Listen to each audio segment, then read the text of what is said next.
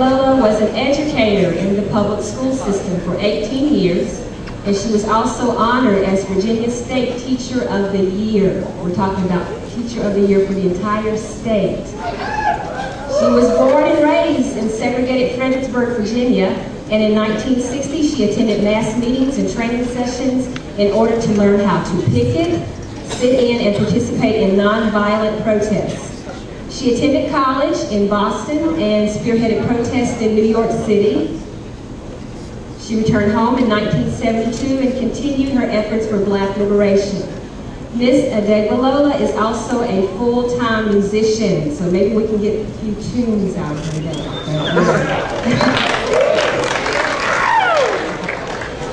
She is here today, though, to share her first-hand experiences and insights in the struggle for equality, which is going to be entitled Civil Rights and Civil Wrongs.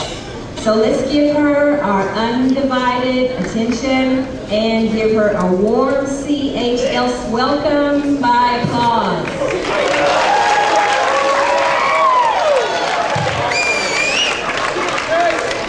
Thank you. And then in 1960, some college students at A&T University in North Carolina, they decided to go into a Woolworth store. And they said, we're going to sit here, we want to eat. Well, of course, they were arrested. But guess what? Inspired by Rosa Parks, inspired by Martin Luther King, inspired by those students at A&T College, all over the South, sit-ins got started. And sit-ins came to Fredericksburg. Now, you just didn't go and walk in because you'd be kind of scared to do that. You'd be scared of being arrested or scared of being beaten. So the NAACP decided to train us. And they have training groups all over the town. And they would do mock sit-ins. So they would train us, they would blow smoke in our faces. They would pretend to be spitting on us. They would call us names. And we had to sit there and take it. So the big time came in Fredericksburg. We all paraded and went downtown, and we walked into 3 stores. So at this time, there were no McDonald's, there was no Burger King, there was no Taco Bell. If you wanted fast food, where did you go to get it? Woolworths, the drugstore. You went to Grant's, you went to Newberry's, you went to what they call 5 and dime stores. See? So everybody on lunch hour, they would go downtown and eat in these little department stores. So what we did to organize, and my mother organized the sit-ins for Fredericksburg. What we did, the object was that white people weren't going to sit next to you.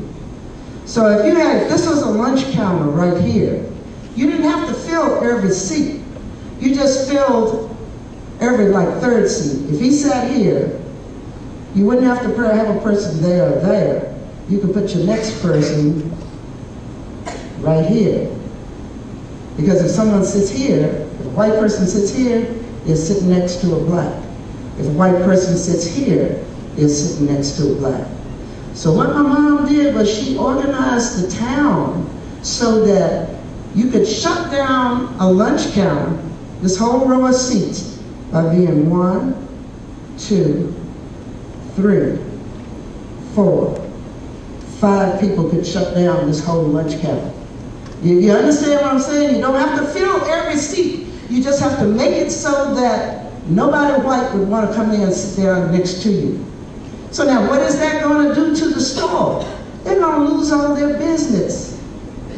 And we did it to all the stores in the town that had national chains.